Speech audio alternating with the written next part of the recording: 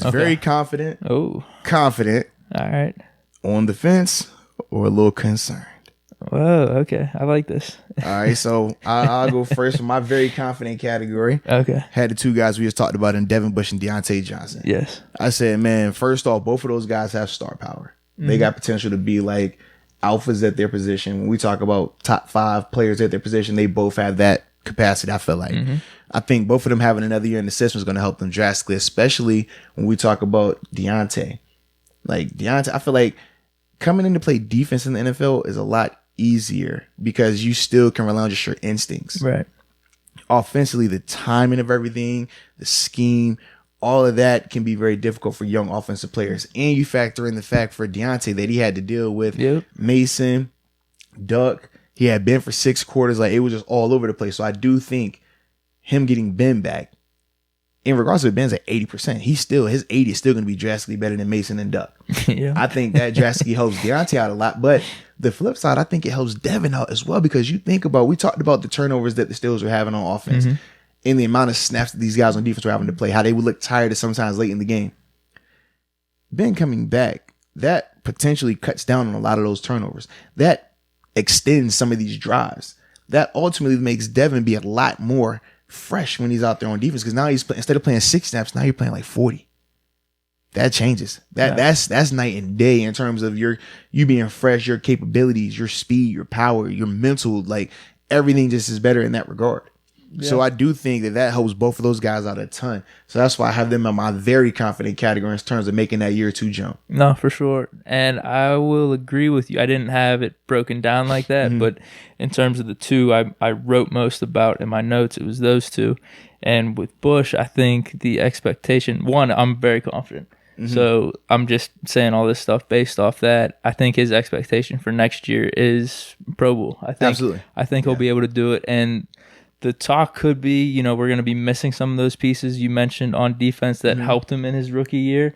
But his jump from year 1 to year 2, I think it'll be able to, I guess, facilitate maybe some of those losses or make it so we're not even noticing. Just if, let's say we lose Hargrave and Mike Hilton.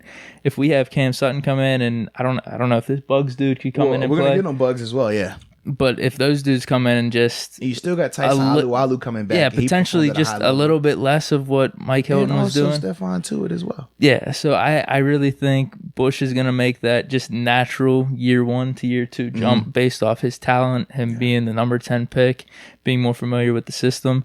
And then with Deontay Johnson, man... It's weird. I'm really confident. I'm really confident because remember we were talking about this, how a bunch of Steeler fans are saying, he's going to be the next one. And I'm definitely down with that. I just don't think the expectations really need to be there for him next year. So what makes a good season for him? It could be similar numbers. It could be like 700, 800 yards because it's all going to depend on how Ben coming back and what the chemistry is with him.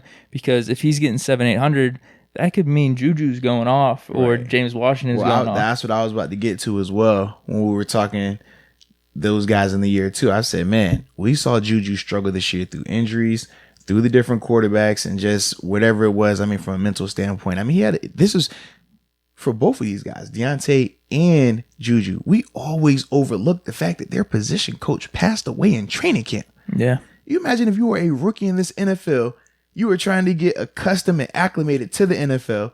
You were in your first 2 weeks of NFL training camp, your first training camp, and your coach passes away.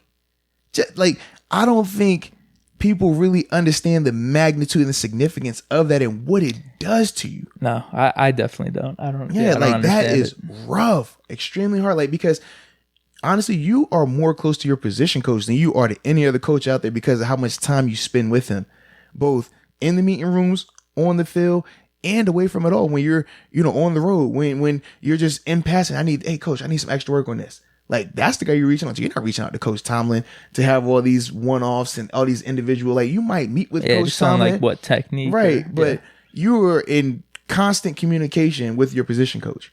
So you get extremely close really fast. And the fact that when you hear about Deontay, when he speaks on like, man, Coach Drake was the one who's standing on the table for him, saying, we need this guy. I want this guy. I want this guy. Like, that does something to you, man.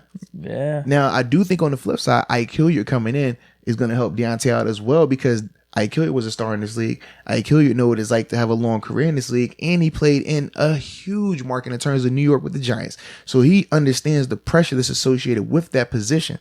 So I think all of those things help Deontay out. But I think the biggest thing, like you said, man, is the Juju element. I think Juju coming back, and if we can get a healthy Juju, we know he's going to be inspired. We know he's going to want to bounce back and show that he can be the guy. Contract year, everything associated with that. The AB thing. I mean, let's be real. Any athlete will tell you, no matter if they admit it publicly or not, you want to prove that you're better than the guy that was there before you. Like, I'm just telling you right now. Like for me, when Jason Worlds retired, my whole job was to prove that I could be better than Jason Worlds was. My whole job was to prove that I could be better than Jarvis Jones. My whole job was to prove that I could be better than any of these dudes that was here when I'm saying, I'm like, I got to show that I'm better than these guys. Yeah. That's what you think. So when I'm thinking of Juju, he's going to be thinking next year, I got to show that I could be just as good or better than that guy. Yeah, and I think that's why the pressure isn't necessarily there on Deontay and what he needs to do. So, like I said, if he gets 700-800 yards, that's a good season for me. That's living up to expectations. I think he can. Yeah. I would like to see him get over 1,000 yards. But in terms of it, is it needed to say, hey, you stepped up in year 2? I don't think it's necessarily needed, because it's all going to depend on what him, Ben, and then the other 2 receivers are doing with Washington and Juju.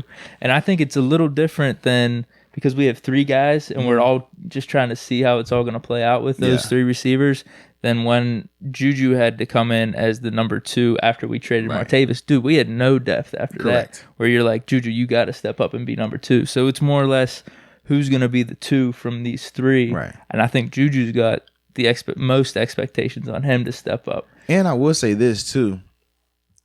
If we were talking Devin Bush and Deontay Johnson, Deontay can have a down year next year and the offense will still be fine if Ben comes back and is in the realm of Ben. Yeah. If Devin Bush takes a step back next year, that could be catastrophic to that defense because of what he's able to do from sideline to sideline and in coverage. Yeah, well, most likely, too, we'll be getting rid of one of the middle linebackers. Right. So it's like you expect a lot more from Devin than you are from Deontay.